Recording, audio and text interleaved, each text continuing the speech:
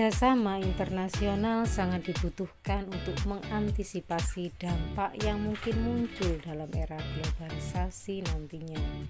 Kerjasama ini berlandaskan konsep dasar sistem politik ekonomi bebas aktif, yang berarti negara Indonesia bebas untuk melaksanakan hubungan kerjasama perekonomian dengan negara mana saja dan hubungan internasional baik secara bilateral, regional maupun multilateral, berlandaskan kedaulatan dan kesamaan derajat serta aktif dalam kegiatan kemanusiaan. Saat ini Indonesia sudah menjadi anggota lebih dari 170 organisasi internasional. Di antaranya ada sebagai anggota G20. Indonesia sebagai negara emerging country yang masuk sebagai anggota G20 perlu melanjutkan dan memperkuat partisipasinya untuk mewarnai kebijakan globalisasi yang tidak hanya didominasi oleh negara-negara besar. Negara-negara G20 beranggotakan 10 negara ditambah 1 masyarakat ekonomi Eropa, merupakan negara dengan kurang lebih 85% penyumbang ekonomi dunia. Oleh karena itu, kebijakan-kebijakan yang dihasilkan oleh G20 menjadi relevan berpengaruh terhadap pengambilan keputusan. Keanggotaan pada G20 telah menempatkan Indonesia sebagai salah satu pemain kunci dalam perekonomian global yang ikut menentukan kerangka kebijakan perekonomian di dunia ini. Keikutsertaan tersebut diperlukan dalam upaya mencapai salah satu tujuan negara Indonesia sendiri, yaitu membangun hubungan bertaraf internasional dengan negara atau bangsa lain guna meningkatkan kerjasama di berbagai sektor seperti ekonomi, politik, sosial, dan budaya. Salah satu contoh peranan Indonesia dalam hubungan internasional terlihat melalui MIA. Masyarakat Ekonomi ASEAN atau MIA ini diawali dari perjanjian bersama pada konferensi tingkat tinggi atau KTT yang digelar di Kuala Lumpur, Malaysia. Pertemuan ini menghasilkan satu visi utama bersama-sama yang akan dijalankan pada tahun 2020. Maka dari itu, visi ini dinamakan sebagai ASEAN Vision 2020. Visi ini bertujuan menjadikan kawasan Asia Tenggara sebagai kawasan yang makmur dengan pembangunan serta pengembangan ekonomi yang merata di tiap-tiap negara yang menjadi anggotanya, serta menjadikan anggotanya sebagai kawasan yang memiliki daya saing tinggi dalam hal ekonomi dan tentunya tetap diatur dalam peraturan kompetisi ekonomi seperti perpajakan, perlindungan konsumen, dan lain-lain. Selain itu, MEA menciptakan lapangan kerja bebas, jasa, tenaga kerja terlatih, dan aliran investasi yang besar. Organisasi ini juga meningkatkan peran ASEAN dalam jaringan produksi global. Tetapi pada KTT di Malaysia pada tahun 2006 memajukan aktivitas masyarakat ekonomi ASEAN atau MIA, atau kita kenal dengan sebutan ASEAN Economic Community atau AEC lebih awal, yaitu dari tahun 2020 menjadi 2015. Hal ini diperkuat dengan ditandatanganinya sebuah konsensus di Kuala Lumpur, Malaysia. Konsensus ini disebut sebagai Konsensus Deklarasi Cebu. Dengan ditandatanganinya deklarasi ini, maka keputusan konsensus dari tahun ke tahun menjadi satu langkah nyata untuk menjadikan ASEAN sebagai daerah perdagangan bebas yang meliputi seluruh komponen aktivitas ekonomi, mulai dari barang, tenaga kerja terampil, investasi, modal, sampai jasa. Ini dilakukan agar daya saing ASEAN meningkat. Penanaman modal asing di wilayah ini sangat dibutuhkan untuk meningkatkan lapangan pekerjaan dan meningkatkan kesejahteraan.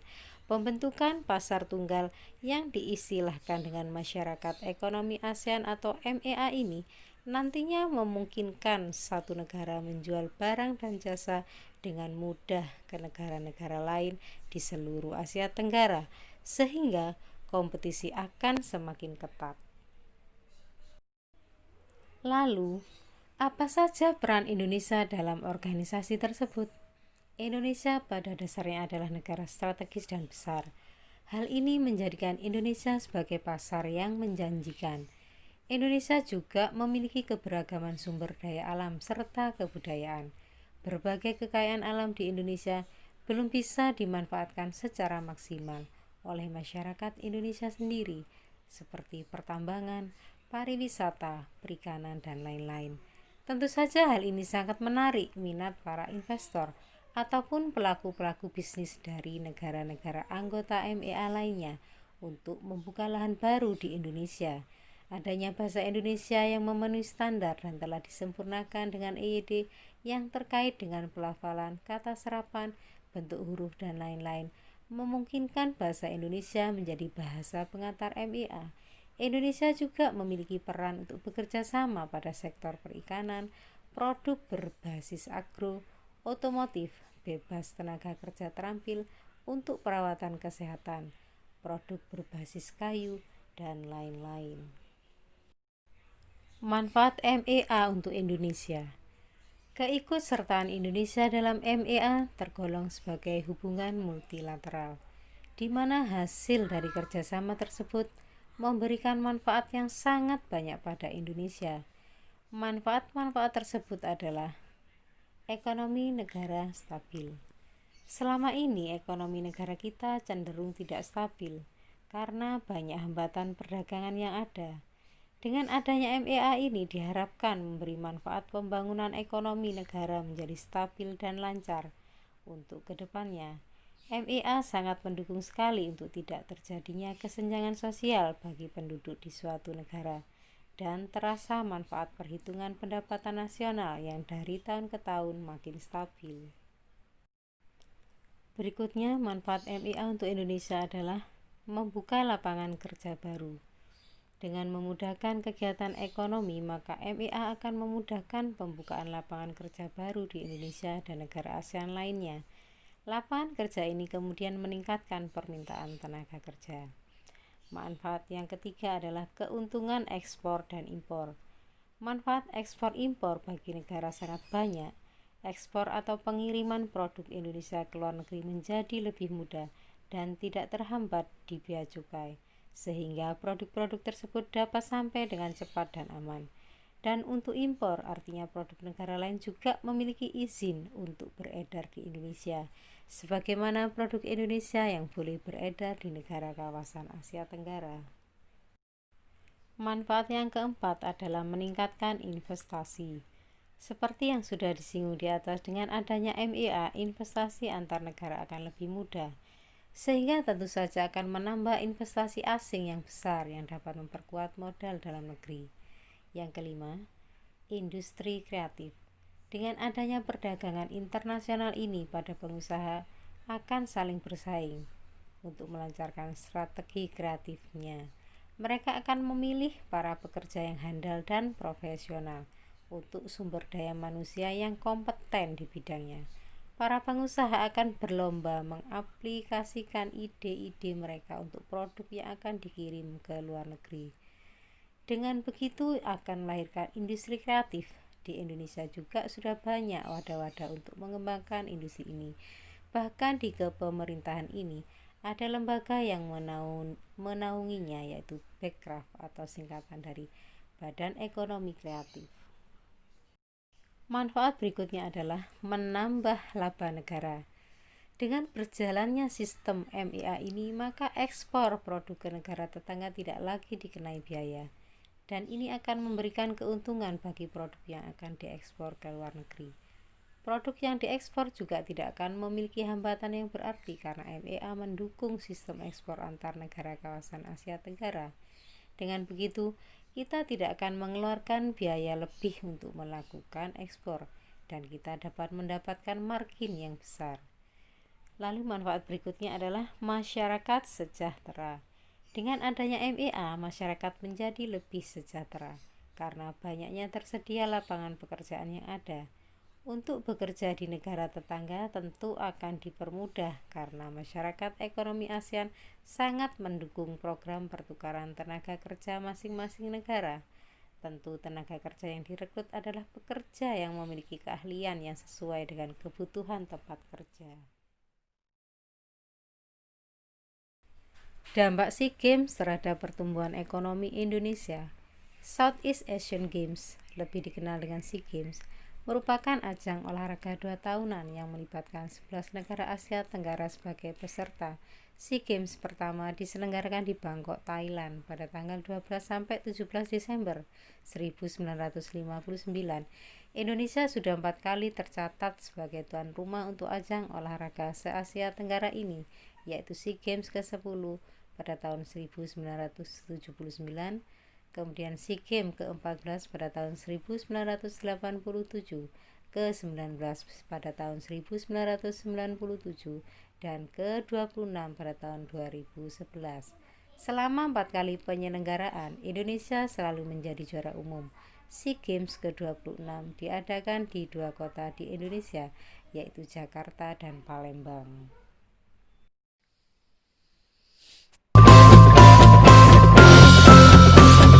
Ekspor dan impor. Sebuah negara tidak bisa lepas dari kegiatan yang mendatangkan keuntungan bagi negara dan masyarakatnya. Salah satu kegiatan yang mendatangkan keuntungan adalah kegiatan ekspor dan impor.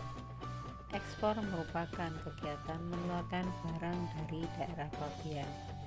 Apa itu daerah pabean?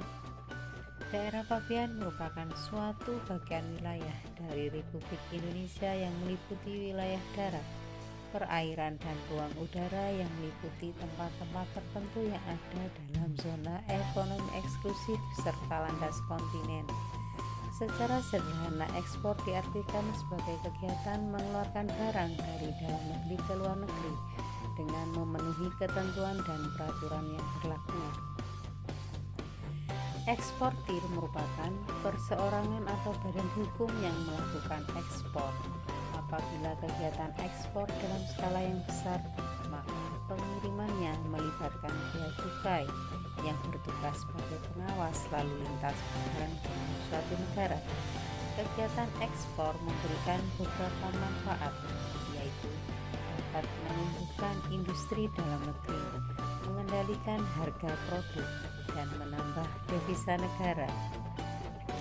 10 komoditas ekspor utama Indonesia adalah tekstil dan produk tekstil atau TPT, produk hasil hutan, elektronik, karet dan produk karet, sawit dan produk sawit, otomotif, kaos kaki, udang, kakao, dan kopi.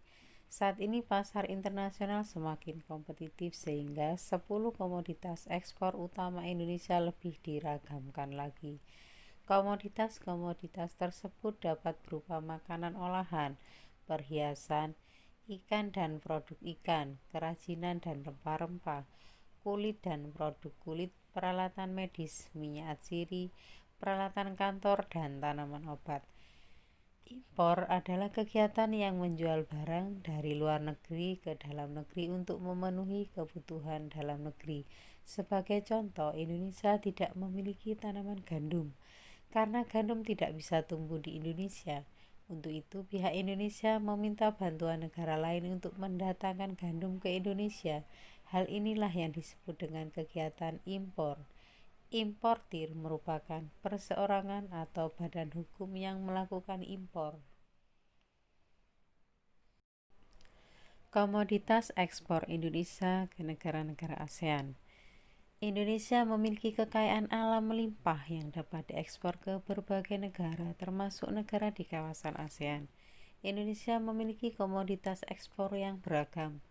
Menurut Kamus Besar Bahasa Indonesia atau KBBI, yang dimaksud komoditas adalah barang dagangan utama, benda niaga, hasil bumi, dan kerajinan setempat yang dapat dimanfaatkan sebagai ekspor atau bahan mentah yang dapat digolongkan menurut mutunya sesuai dengan standar perdagangan internasional, misalnya gandum, karet, kopi. Komoditas ekspor Indonesia dibagi menjadi 2, yaitu minyak bumi dan gas alam atau migas, dan non-migas. Komoditas ekspor migas Indonesia. Komoditas migas yang diekspor Indonesia berupa minyak mentah, gas alam, dan hasil olahan minyak. Minyak merupakan sumber energi dan bahan bakar utama di dunia. Indonesia merupakan salah satu negara penghasil minyak bumi. Minyak bumi dapat diolah menjadi berbagai bahan bakar. Hasil olahan dari minyak bumi yaitu LPG, bensin, solar, aspal, parafin, dan oli. Komoditas ekspor non-migas Indonesia. Untuk komoditas ekspor non-migas Indonesia berupa hasil pertanian dan hasil laut atau perikanan, perkebunan, kehutanan, peternakan, perikanan, industri, dan hasil tambang di luar migas. Komoditas ekspor pertanian Indonesia. Hasil pertanian yang diekspor Indonesia adalah kacang kedelai, tapioka, sayuran, jagung, dan beras. Negara tujuan ekspor hasil pertanian Indonesia adalah Malaysia. Komoditas ekspor perikanan Indonesia. Hasil perikanan yang diekspor Indonesia adalah udang, ikan laut, misalnya ikan tuna dan lain-lain, dan ikan kalengan. Negara tujuan ekspor hasil perikanan Indonesia adalah Singapura dan Malaysia. Komoditas ekspor perkebunan Indonesia. Untuk hasil perkebunan, Indonesia mengekspor teh, kelapa sawit, getah karet, kopi, cengkeh, tembakau, lada putih, lada hitam, pala, dan coklat. Negara tujuan ekspor tembakau adalah Malaysia.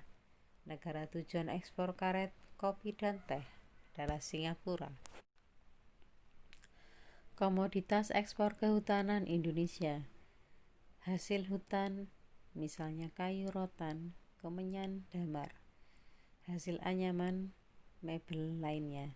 Negara tujuan ekspor hasil kehutanan Indonesia adalah Singapura. Komoditas ekspor industri Indonesia. Indonesia menjadi salah satu motor penggerak ekspor. Hasil-hasil industri yang diekspor Indonesia yaitu pakaian jadi, mebel, minyak kelapa sawit, anyaman ukiran dari Jepara, batik dari Pekalongan dan Surakarta, kayu lapis dari Jawa Tengah dan Kalimantan Timur, rokok dari Kudus dan Kediri, semen dari Cibinong dan Gresik, tekstil dari Bandung dan Jakarta, dan otomotif. Negara tujuan ekspor otomotif Indonesia adalah Vietnam. Negara-negara tujuan ekspor hasil industri Indonesia lainnya adalah Brunei, Darussalam, dan Singapura. Hasil ekspor tambang di luar migas Indonesia. Hasil tambang di luar migas misalnya timah, aluminium, biji tembaga, biji nikel, bauksit, batu bara. Adapun negara tujuan ekspor batu bara, biji nikel, dan biji tembaga adalah Filipina, bauksit, Malaysia, dan Singapura, sedangkan aluminium, negara Malaysia, Filipina, dan Vietnam. Kesiapan Indonesia dalam menghadapi MEA. Masyarakat Ekonomi ASEAN atau MEA atau Asian Economic Community atau AEC adalah proyek yang telah lama disiapkan seluruh anggota ASEAN. Organisasi tersebut bertujuan untuk meningkatkan stabilitas perekonomian di kawasan ASEAN dan membentuk kawasan ekonomi antar negara ASEAN yang kuat. Diberlakukannya MEA pada akhir tahun 2015, negara anggota ASEAN akan mengalami aliran bebas barang, jasa, investasi, dan tenaga kerja terdidik dari dan ke masing-masing negara. Hal yang perlu dilakukan oleh Indonesia adalah bagaimana Indonesia sebagai bagian dari komunitas ASEAN berusaha untuk mempersiapkan kualitas diri dan memanfaatkan peluang MEA, serta harus meninggalkan kapabilitas untuk dapat bersaing dengan negara anggota ASEAN lainnya, sehingga ketakutan akan persaingan di negeri sendiri akibat pelaksanaan MEA tidak terjadi. Berikut langkah-langkah yang telah dilakukan oleh Indonesia berdasarkan rencana strategis pemerintah untuk menghadapi MEA. Yang pertama adalah penguatan daya saing ekonomi. Yang kedua, gerakan AJI atau Aku Cinta Indonesia. Yang ketiga, penguatan sektor UMKM atau usaha mikro, kecil, dan menengah. Yang keempat, perbaikan infrastruktur. Yang kelima, peningkatan kualitas sumber daya manusia. Peran UMKM atau usaha mikro kecil dan menengah. UMKM atau usaha mikro kecil dan menengah memiliki kontribusi atau peranan cukup besar dalam perekonomian Indonesia, yaitu yang pertama, perluasan kesempatan kerja dan penyerapan tenaga kerja. Yang kedua, pembentukan produk domestik bruto atau PDB. Dan yang ketiga, penyediaan jaring pengaman, terutama bagi masyarakat berpendapatan rendah untuk menjalankan kegiatan ekonomi produktif. Berikut adalah langkah-langkah yang telah dilakukan oleh Indonesia berdasarkan rencana strategis pemerintah untuk menghadapi MEA. Yang pertama adalah penguatan daya saing ekonomi. Yang kedua, gerakan AJI atau Aku Cinta Indonesia. Yang ketiga, penguatan sektor UMKM, yaitu usaha mikro, kecil, dan menengah. Yang keempat, perbaikan infrastruktur. Yang kelima, peningkatan kualitas sumber daya manusia. Peran UMKM atau usaha mikro kecil dan menengah. UMKM atau usaha mikro kecil dan menengah memiliki kontribusi atau peranan cukup besar dalam perekonomian Indonesia, yaitu yang pertama, perluasan kesempatan kerja dan penyerapan tenaga kerja. Yang kedua, pembentukan produk domestik bruto atau PDB. Yang ketiga, penyediaan jaringan pengaman terutama bagi masyarakat berpendapatan rendah untuk menjalankan kegiatan ekonomi produktif. Indonesia merupakan negara yang sangat kaya, tidak hanya alamnya, tapi juga budayanya. Indonesia juga tidak lepas dari berbagai permasalahan. Masalah terus berubah-ubah sejalan dengan waktu. Masalah di dekade ini tentu berbeda dengan masalah di dekade selanjutnya ataupun sebelumnya.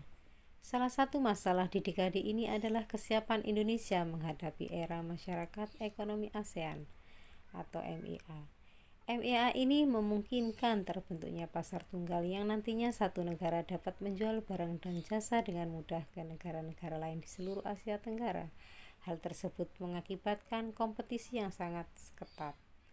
Berlakunya era MEA ini tentu penguasaan bahasa, terutama bahasa Inggris, merupakan sesuatu yang penting, sebab bahasa Inggris merupakan salah satu bahasa internasional yang kerap kali digunakan dalam perdagangan, pendidikan, jasa, dan sebagainya. Saat ini telah banyak organisasi masyarakat atau ormas yang mengadakan kegiatan-kegiatan untuk mengembangkan sumber daya manusia. Organisasi masyarakat tersebut membuat pelatihan-pelatihan seperti pelatihan wirausaha dan sebagainya. Hal ini tentu akan sangat berguna untuk meningkatkan kualitas sumber daya manusia bangsa Indonesia.